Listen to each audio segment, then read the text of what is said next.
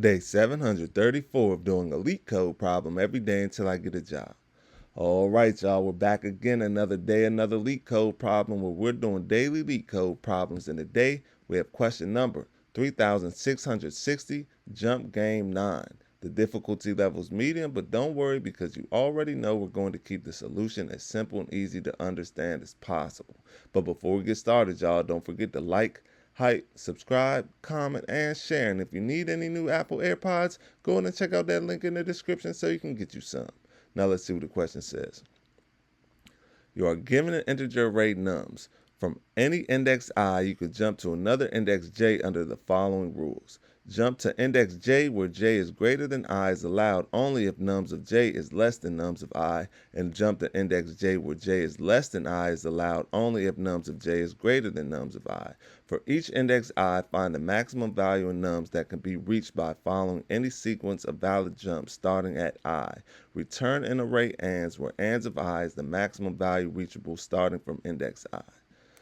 All right, y'all, so that may seem a little bit confusing at first, so let's go ahead and take a look at these examples just to make sure that we are doing this problem correctly. So, in example 1, we have our input nums equals an array of integers 2, 1, and 3. Our output is also an array of integers 2, 2, and 3. So let's go ahead and take a look at the explanation so we can see how they got this output from this input. So the first thing I'm going to do is I'm going to copy and paste this over here. Boom, and then I am going to line up the indexes for y'all so we can see which index is which, right? So this is just I, boom. So let's see. Oh, let's put IDX, boom. Sorry, y'all, boom. So first, it says for I is equal to 0, no jump increases the value. So let's come up here and look at our rules. So right now, I equals 0. Boom. So that's index 0 right here. So if we want to increase the value, first, since I is 0, the only way for j, the only rule we can really follow is for j to be greater than I, right? J can't be less than I because I is already 0. So we can't have less than I. So this is the rule that we're looking at for index 0. Boom. So it says J has to be greater than I for the jump, right? So boom, we could jump to this 1 or this 3, or we could jump to index 1 or index 2, right? However, the reason why we can't jump, that's why I shouldn't say we can jump, but because we cannot make that jump, because if j is greater than I, then nums of j, meaning the value of j, has to be less than nums of I, meaning the value of I. So this right here represents the indexes down here, boom, where it's just j and I. If you see nums square bracket j with these little square brackets like this and nums of square bracket I, this refers to the value. So this is referring to what is the value of those indexes. So once again, this is the index, boom, down here where it's just j and I, and this up here where it's num square bracket j and num square bracket I is the value, so it's up here. Boom. So if the index has to be greater than I, so that means the index, we're at index 0, so it has to be an index greater than 0. Boom. But that means that the value of that index j has to be less than the value of that index I. So as you can see, if we jump here, we could make this jump, but this has a value of 1. Since we want the maximum value and 2 is greater than 1, it doesn't make sense to jump here. Boom. Then we would want to jump here, but we can't jump here because 2 is less than 3. And remember, it says up here, if j is greater than I, then the value of j has to be less than the value of I. And in this case, j is 3, I is 2, right? And the value of j up here is 3 is greater than the value here at 2, so we cannot make this jump. Since we cannot make this jump, we can just move this 2, we could just keep this 2 in the output, boom. So matter of fact, let's build our output as well, boom. Start off as a blank array. So we're just gonna move this 2 down here because there are no valid jumps. Boom, now we're looking at this index, index 1. So if it says for I equals 1, that's index 1, we could jump to j equals 0 as nums of j is equal to 2 is greater than nums of I. So now we're looking at this rule, right, where nums of j is less than nums of I, right? Because in this case, nums of I would be 0, or would be down here. Sorry, y'all. Nums of I will be 1. Sorry about that. Nums of I will be 1. Nums of j would be 0, right? So that means j is less than I, right? Because I is 1, j is 0. So that means it's only allowed if the value, so now we're back up here, if the value of nums of j is greater than nums of I. And that works, right? Because 2 is greater than 1. So that's a valid jump. So we'll put that 2 down here. Now it's important to note we can't go to this 3 because in this case, this would be index 1 and 2. So in this case, j would be greater than I, right? And if j is greater than I, then nums of j has to be less than nums of I. But in this case, nums of j will be greater than nums of I. So that's why we cannot jump to this 3. We can jump to this 2, so that's why we moved it 2.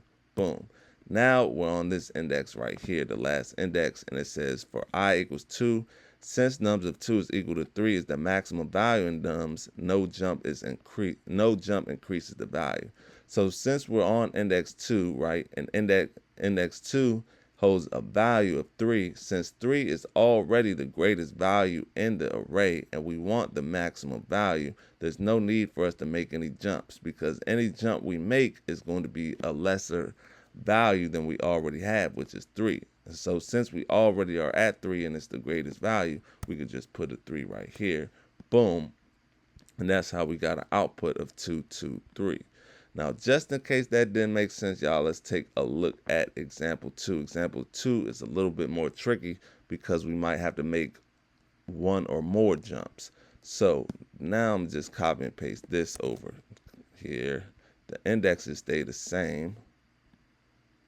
And then the output will be, we'll start it off with a blank array again. Boom. So in example 2, our input nums equals an array of integers 2, 3, and 1. Our output is 3, 3, 3. So let's take a look at this explanation to see how they got this output from this input. Boom. So it says for I equals 0, we're going to jump forward to j equals 2. So once again, I equals 0, we're going to jump forward to 2. Boom. Right? That's a valid jump because once again, I is 0, we're jumping to 2, so j is greater than I. If j is greater than I, then the value of j has to be less than I. So since we're jumping from 0 to 2, that means j is greater than I, right? Or sorry, we'll look down here. We're jumping from 0 to 2, so j is greater than I. Then we're jumping from 2 to 1 up here, so nums of j, this would be j. Nums of j is less than nums of I, which is 2, right? So that's a valid jump. But we're not done yet, right? Because that's just one jump. As you can see, we have 2 jumps here. Boom. Then from here, remember, we're right here now. So from here, we're going to make another jump. So from I to equal to 2, then j equals to 1, right? So first we jump from here to here. Now we're going to jump from here to here, or this 1 to this 3. And that fits the requirements as well because, once again, we're going from 2 to 1. So I is 2, j is 1. So in this case, j is less than I, right? So if j is less than I, then the value nums of j needs to be greater than nums of I. And in this case, the value of j, which is 1, which is 3, is greater than the value of I, which is 1. So that's a valid jump. Boom. And we could add 3 to our output because that's the last jump and that's the greatest element right there. Boom. Then we're right here, index 1. So now we're starting at 3. Then it says since nums of 1 is equal to 3 is the maximum value in nums, no jump increases the value. So since we're already on index 1 and this is already the maximum value similar to how it was up here, we could just bring this 3 down. There's no need to make any jumps. We're already on the maximum value. Boom. Then finally we need to we're at index 2, right? So index 2, For I equals 2, we need to jump to j equals 1, as nums of j is equal to 3 is greater than nums of 2, which equals to 1. So this is just a redo of this final jump down here, right? We're just going to jump from this 1 to this 3, and after we do, we already know it's a valid jump from up here. So after we do, that'll be another 3 right here, and in the end, our output will be an array of integers 3, 3, 3, and that's how we got it, y'all. So boom, I hope that makes sense to y'all. And now that we understand the question, let's get into the fun part, the actual solution. The solution is not that difficult at all. Now, first thing we're going to do is we're going to store the number of elements in the array. So we're going to say let n equal nums.count. Boom. Then we need a result array that will store the running maximum values. So we're going to declare a variable called res, say colon, it's going to be an array of integers. We're going to come outside of that and we're going to set that equal to in a blank array just to start. Now we're going to reserve memory in advance for better performance since we already know the final size. So we're just going to say res dot reserve, reserve capacity, open up the parentheses, passing in. Boom. Then the first element in the result is always the first number. So we can just say res.append, open up the parentheses, nums, square bracket 0. Boom. Now we're going to build a prefix maximum array. Each position will store the maximum value seen so far from the left. So we'll come underneath this, and we are going to say for I n 1 dot dot less than n. We're going to open up the brackets, and we're going to say res dot append, open up the parentheses, max, open up some more parentheses, res square bracket I minus 1, come outside of that comma, nums square bracket I. Boom. Then we're going to track the minimum value seen from the right side and start with the last element. So we'll come underneath this, we'll declare a variable called min right, and we'll set that equal to nums square bracket n minus 1. Boom. Now we're going to traverse from the right to left. So we're going to come underneath this and we'll say for I n stride, open up the parentheses, from colon n minus 2, comma, through colon 0, comma, by colon -1. Boom, come outside of that, open up the brackets, and if there exists a smaller value on the right side, then the current prefix maximum sum may need adjusted. So we'll say if min right is less than, res square bracket I, we'll open up the brackets, and we're going to update the current position with the larger of the current prefix max or the next result value. So we're going to say res square bracket I, equals max, open up the parentheses, res square bracket I, comma, res square bracket I plus 1. Boom. Then we're going to update the running minimum from the right by coming underneath this, and we're going to say min right equals min, open up the parentheses, min right, comma, nums square bracket I. Boom. Then we're going to return the final processed array by coming underneath this, and we're going to say return res, y'all. Boom, that's all she wrote. Let's give it a run, make sure it runs properly before we submit it. Let's see. It's accepted, so let's go ahead and submit it. Make sure it's still accepted after we submit it. Let's see.